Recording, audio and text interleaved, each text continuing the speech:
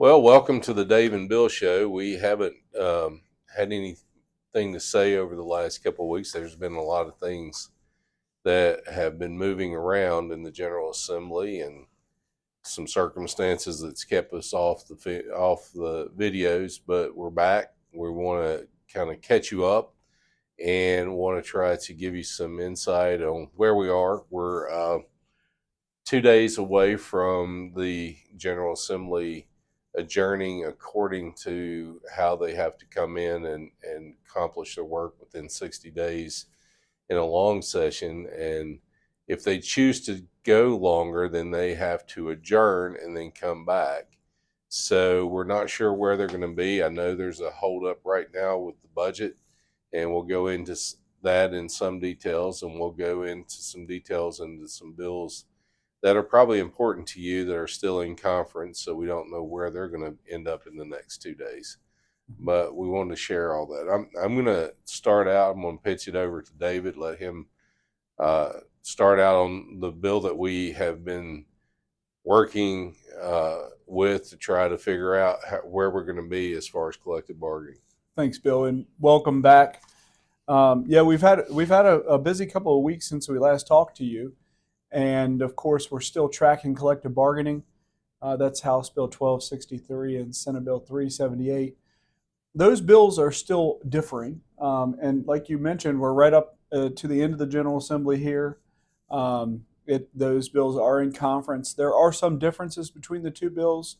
One bill creates an entire state agency for collective bargaining. The other bill puts that the provisions of collective bargaining into DHRM, the Department of Human Resources.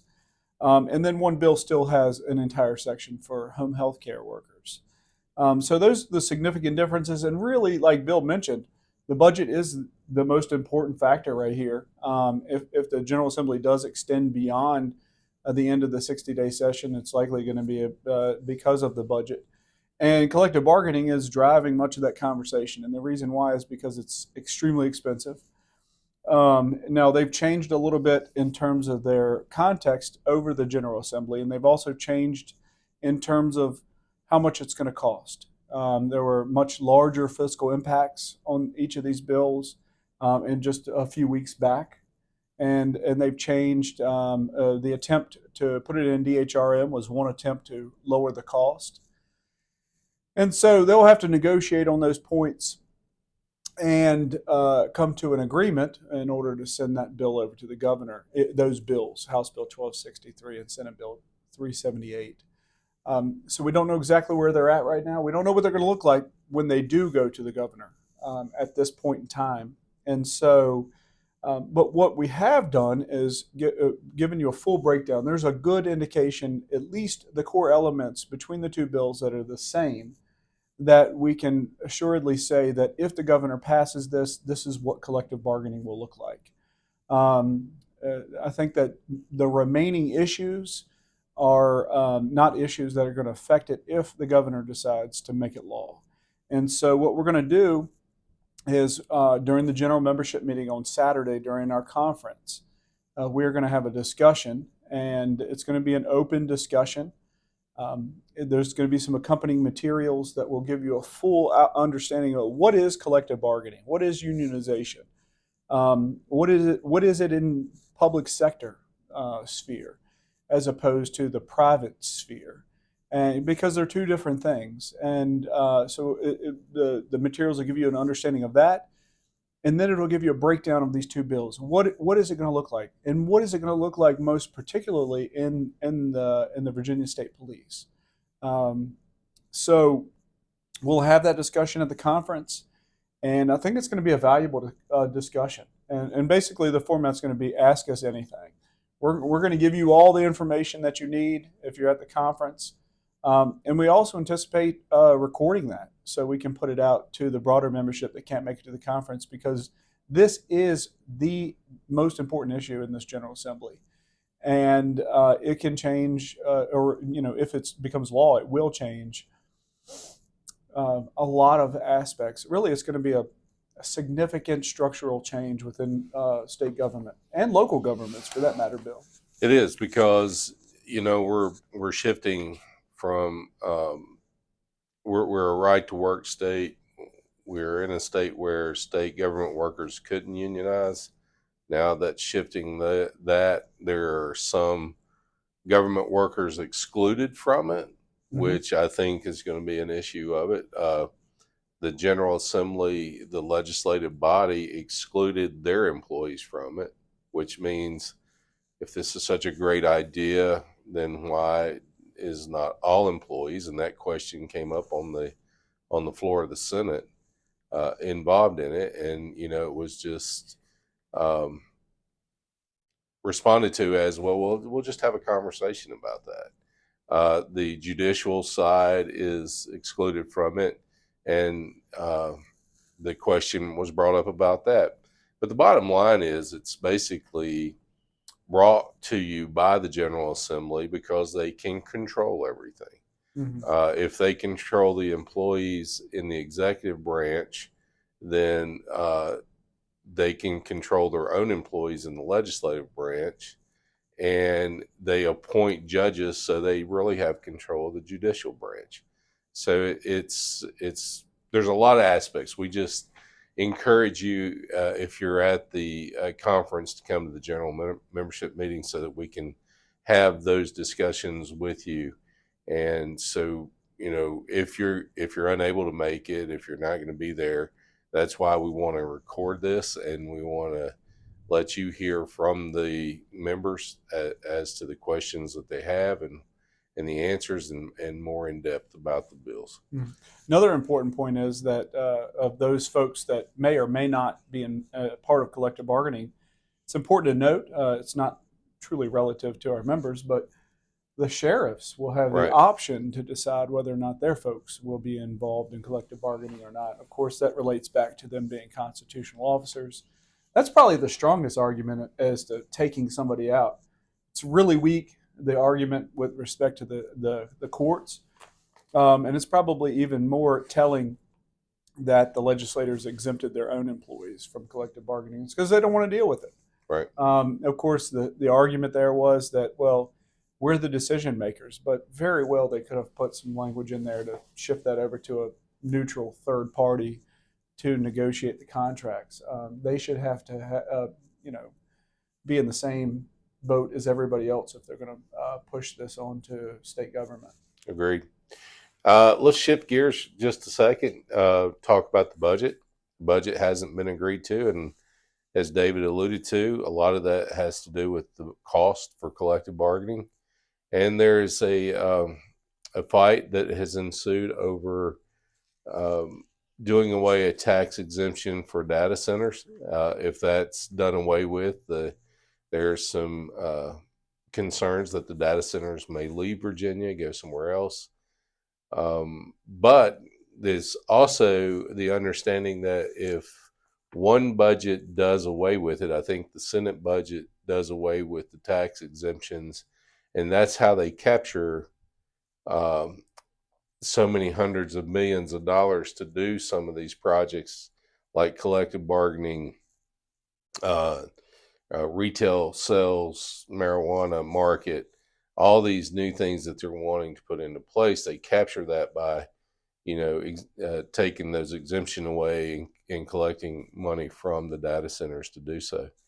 The other part is there's really nothing. I mean, there's a summary that I did that I can send out if you request it, of what the state police uh, gets as far as this budget is concerned. There's really nothing in this budget that we find that improves the working conditions of the troopers. Basically, the House said we're going to give 2% increases over the next 2 years to all state employees. The Senate budget says 3%, but you got to remember the Senate budget has a a reduction, or they're excluding those tax exemptions from data centers. So if they lose out on that in conference, then you've got to deduct money. So it It may, could come from the pay raises. yeah, Yeah. it could come from the pay raises. So you have to keep that in mind.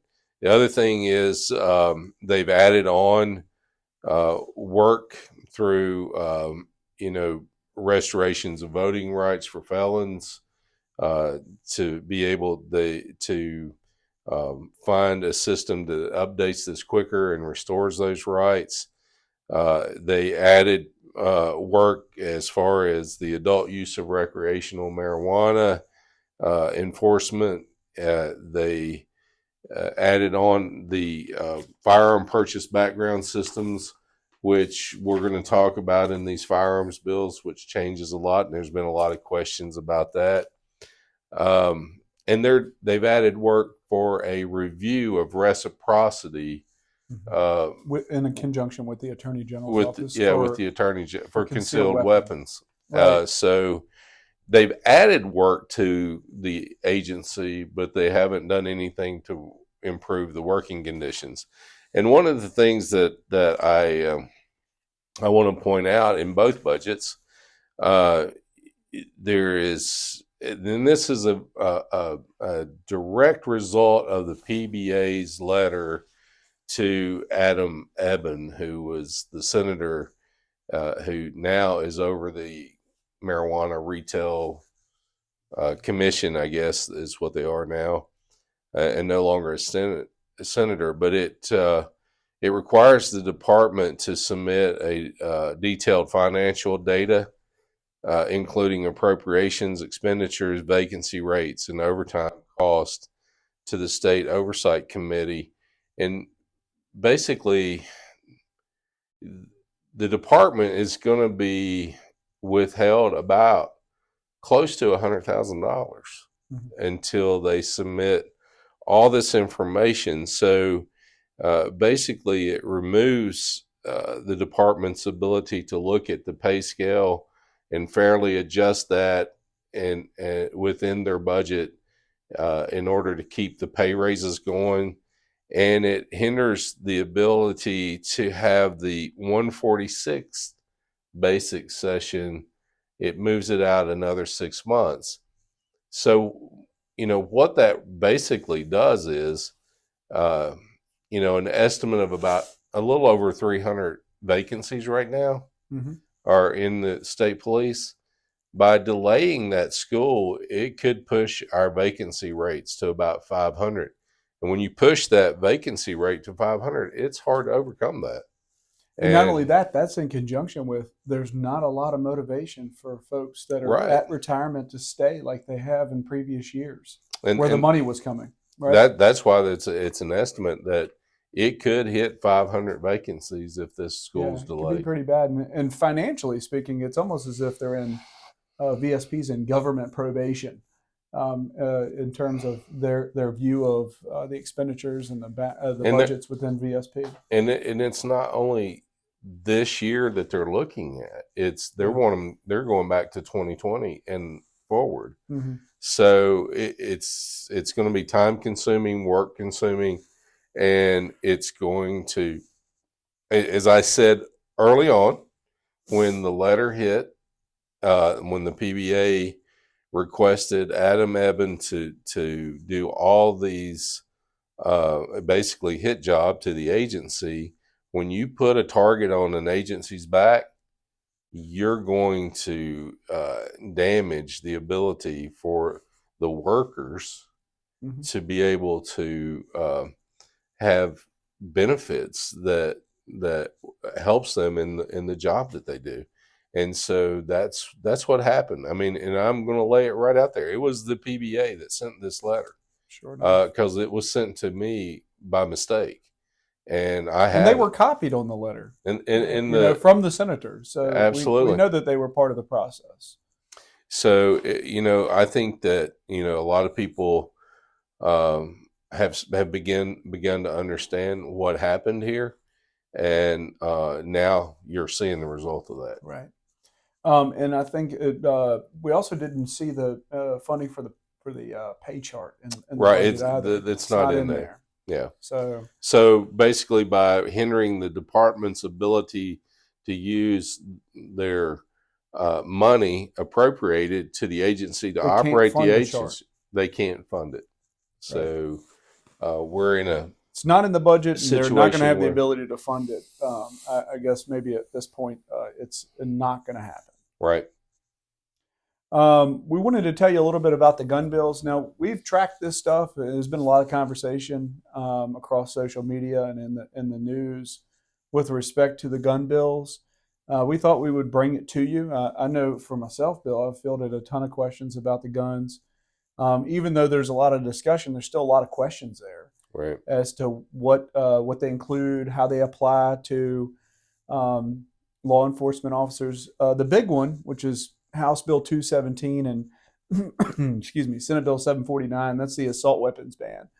Now, there is language in that bill that says that it does not apply to a law enforcement officer, and it does not include the language that says in the official performance of their duties. So how that is actually applied is going to be very interesting.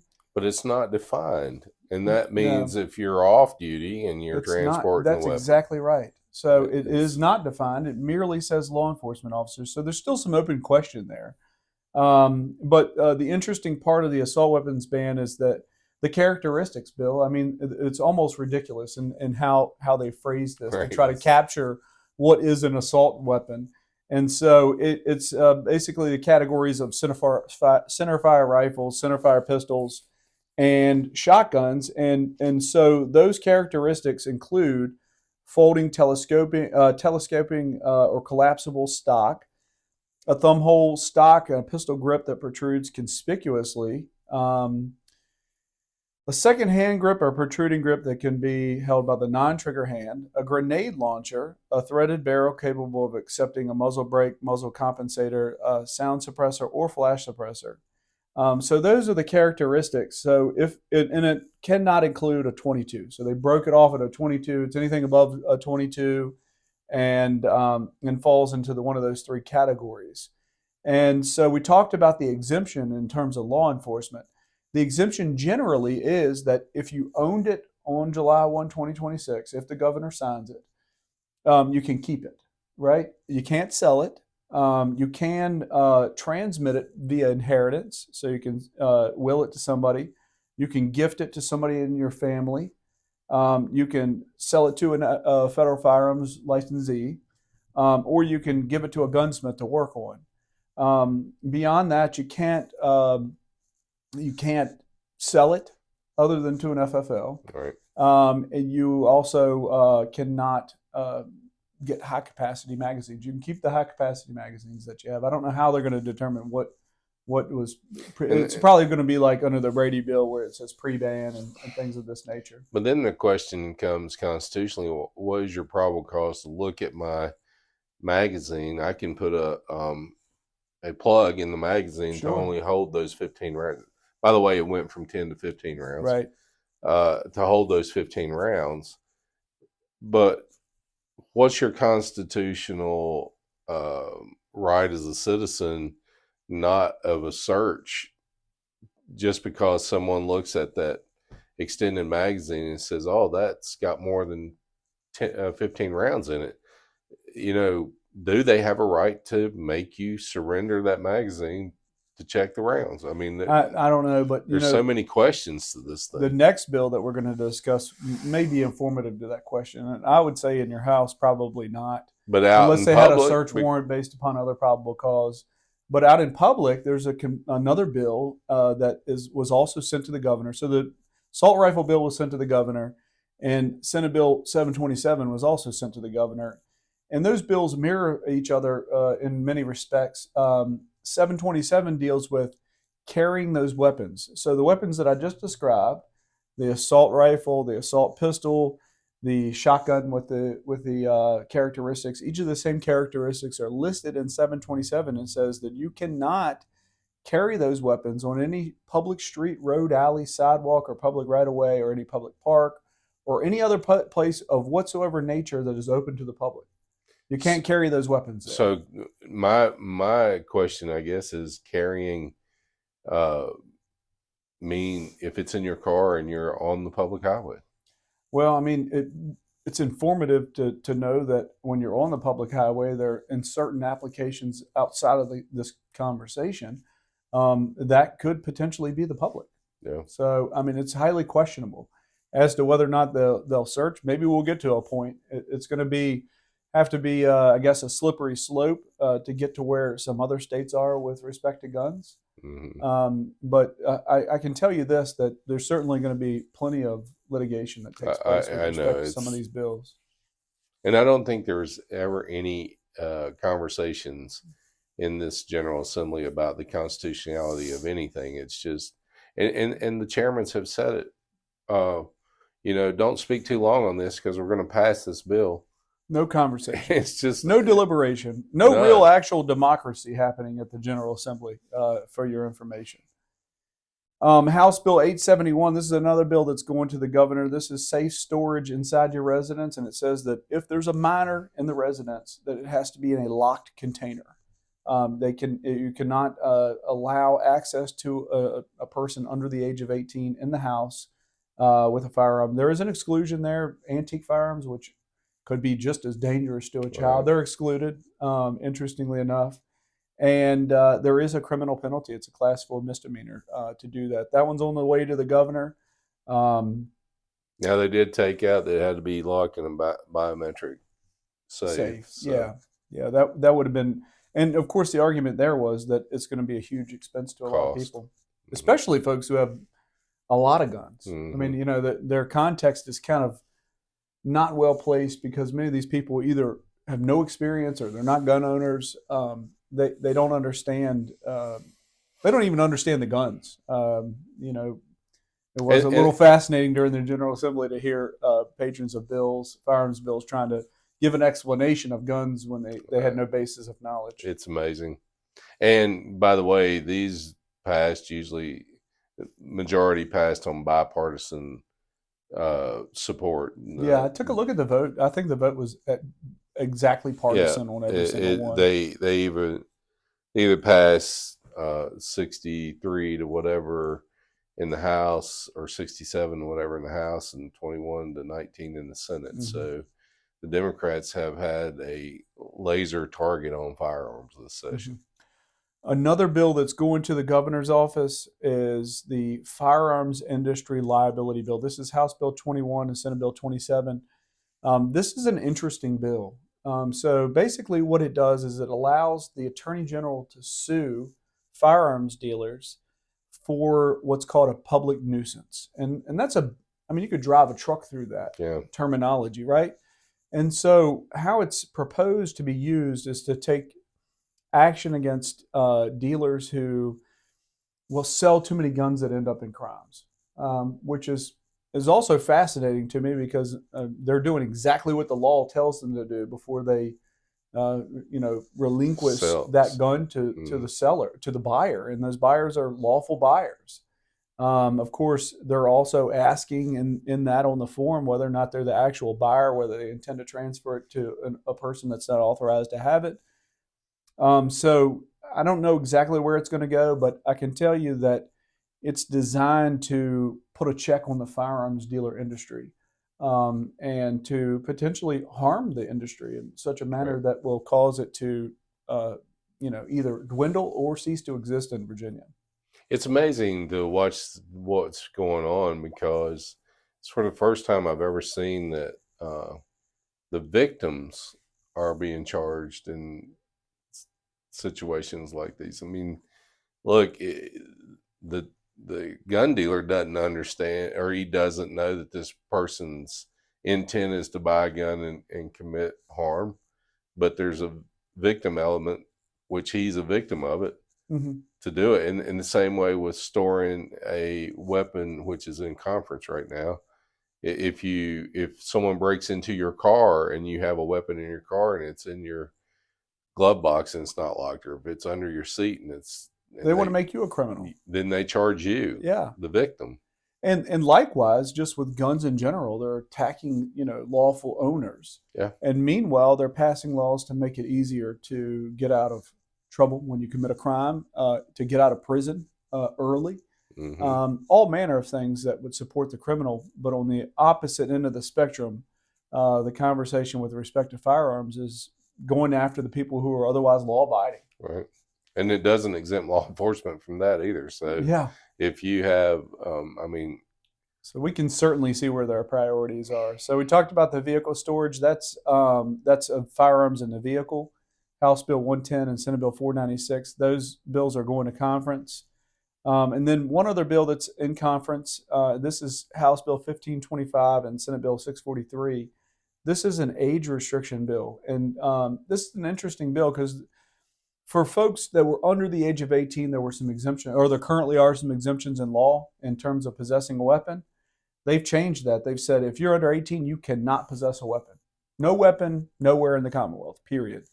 And then for those that are 18 to 21, they want to make it unlawful for them to purchase right. Altogether, which is an interesting thing. I at least heard the argument that they can go to war. Yep. We can, but they we can can't draft, buy a gun in Virginia. Yeah, we can ask you to go put your life on the line and go serve And we'll your give country. them one of them weapons of war while we're at it. Yeah, we'll give you an assault weapon to go and fight to keep us safe. Yep. But we're not going to let you buy a gun. It's amazing. I mean, and I know we have 2 days left. There's a lot of bills that are still in conference. There's going to be a lot of scrambling to try to get those bills out of the conference and onto the floor to pass them out. So at this juncture of the General Assembly, there's not a lot of debate, even among legislators. It's just like, here, you need to sign this conference report so we can get this to the floor. Well, those changes may or may not take place. And if, the majority of the conferees sign the conference report, they go right through. And then if they don't, and they do adjourn, sine die, and then send a request to the governor to call him back into special session after Saturday just to deal with the budget, that's all they got to deal with. So any of these bills that don't come out Saturday are dead out of conference, unless they specified in the request for special session. Reconvene session. Yeah. So we're close to the end of this General Assembly session. There's still a lot out there that's unknown. We won't know really much from what we're hearing. Is they're going to adjourn Saturday and call back in a special session just to deal with the budget. But, they may come up with something overnight tonight and extend it. But at this point, we just can't determine where they're going to be. Well, thanks for tuning in, and we look forward to seeing you at the conference here at the end of the month. And we'll bring you some updates as we learn where exactly all of this stuff will end up, and what the governor signs and what it's going to look like. And as David said, if you're going to be at the conference, please make an attempt to be at the general membership meeting so that we can answer any questions, because we try to feed you the information. We don't know what question you have unless you contact us. Yep. Thanks so much. Thank you. Take care.